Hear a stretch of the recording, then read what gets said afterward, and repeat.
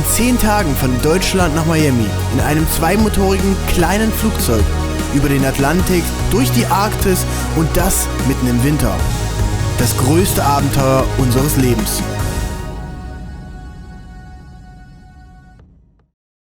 Ein bisschen beeilen, ich habe etwas geschlafen, mein Wecker überhaupt nicht gehört. Shuttle kommt in 5 Minuten auf. Disziplin und Pünktlichkeit in der Crew ist bei so einer eng getakteten Reise hier das A und O. Doch irgendwie habe ich's vercheckt. Jetzt heißt es schnell sein, sonst schließt sich das Wetterfenster. Die Herausforderung, nach Kulusuk zu fliegen, war durch die Zeitzonen und durch die Öffnungszeiten des Flugplatzes beschränkt. Der Flugplatz ist nur zu bestimmten Zeiten erreichbar. Das ist Jan und Felix vorher nicht geglückt, diesen Flughafen zu erreichen. Und sie brauchen aber für diesen Flughafen vorher eine Freigabe, dass sie landen dürfen. Und als sie losgeflogen sind, hatten sie mehr oder weniger 2 Stunden Zeit, Richtung Kulusuk zu fliegen. Und bis zu dem Zeitpunkt mussten sie entweder die Freigabe haben oder wieder zurück nach Reykjavik fliegen. Die Uhr tickt. Bald muss eine Entscheidung getroffen werden.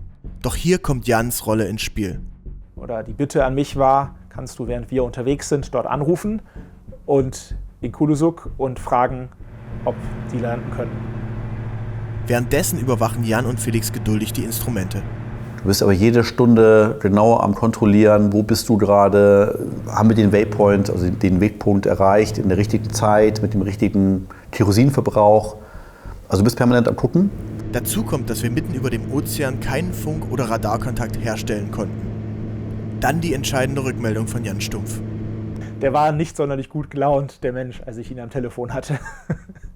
Aber er war trotzdem noch relativ freundlich und hat mich gebeten, in einer Stunde nochmal anzurufen. Das habe ich dann getan.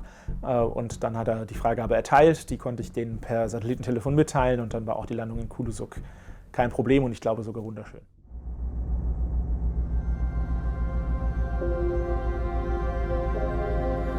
Und so haben wir es dann weitergehandelt. Halbe Stunde für halbe Stunde. Und dann nach so ungefähr 4 Stunden, als wir wussten, der Flugplatz hat offen, von Jan über das Satellitentelefon sind wir weitergeflogen, die letzte Stunde. Und dann kommst du da an und siehst plötzlich am Horizont, 180 Kilometer noch entfernt, aber mit klarster Sicht, die Berge von Grönland.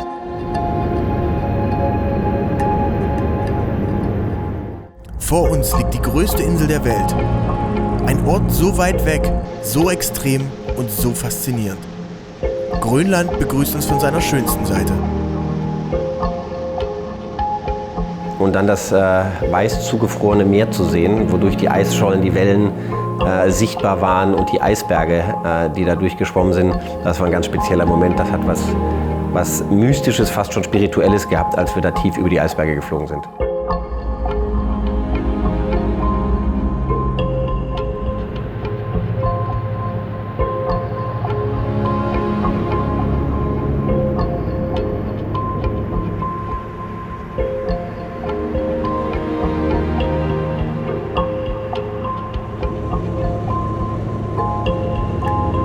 Einmal bei perfektem Wetter im Tiefflug über Grönland. Das Eiskap und 2 bis 3 Kilometer dickes Eis. Beeindruckend.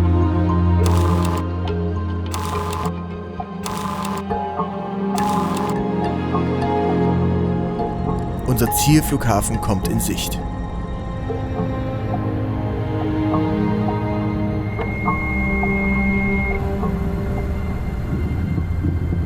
Touchdown Kulusuk.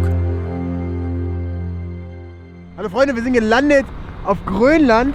Das sind die ersten Schritte, die ich hier auf der Insel mache. Und wir sind jetzt hier Kulusuk Airport. Hier wird einmal kurz zwischengetankt.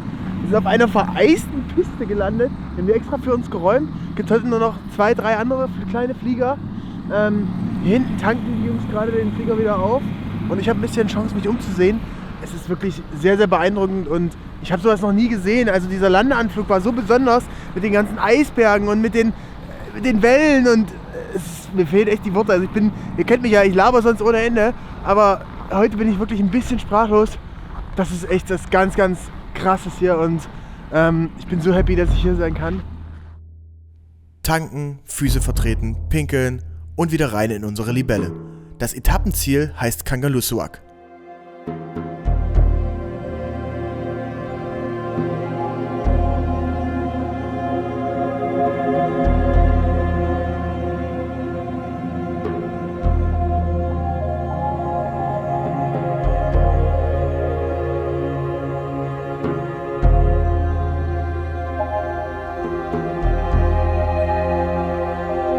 Beim Kreisen konnten wir tief in die jahrhundertealten Gletscherspalten hinabschauen.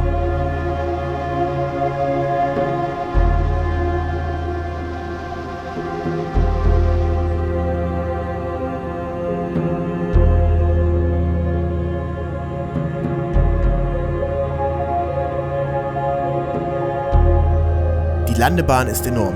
Das liegt daran, dass hier früher Militärjets Zwischenstopps eingelegt haben. Doch eine andere Sache wird uns ganz schnell bewusst. Wir sind nicht mehr in Deutschland, sondern am Polarkreis.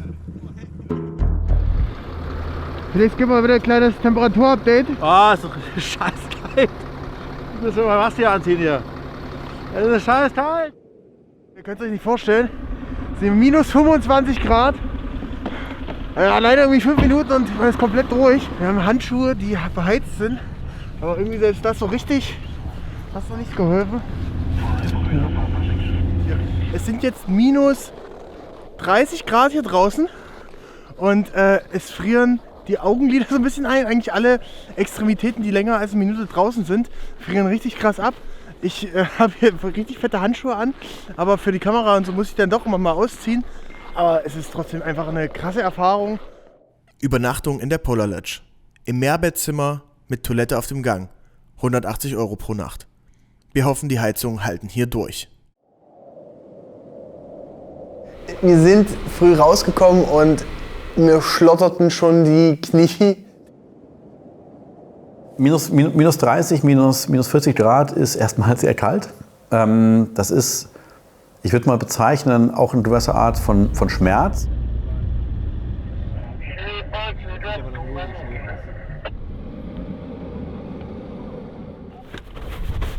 Die größte Herausforderung war dann erstmal, den Motor anzumachen.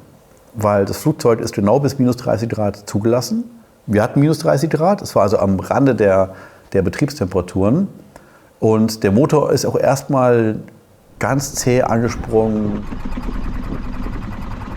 Ich hab mir schon gedacht, also oh mein Gott, ja, also hoffentlich springt der Motor an. Was macht man denn, wenn der Motor nicht anspringt? Da willst du jetzt auch nicht unbedingt eine Woche bleiben in Tangaluzoak.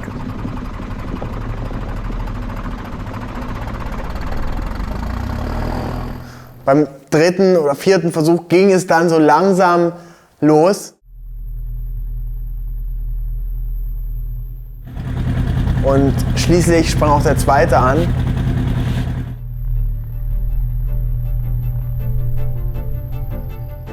Puh, los geht's, auf in den nächsten Tag.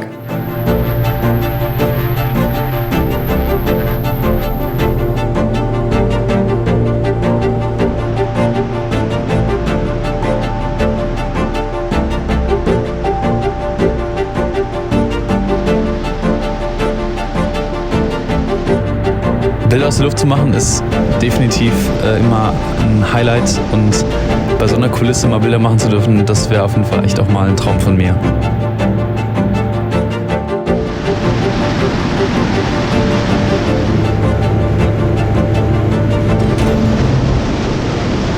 Flug, der eigentlich komplett easy sein sollte, sprang auf einmal um und wurde zu einer ganz schönen Herausforderung.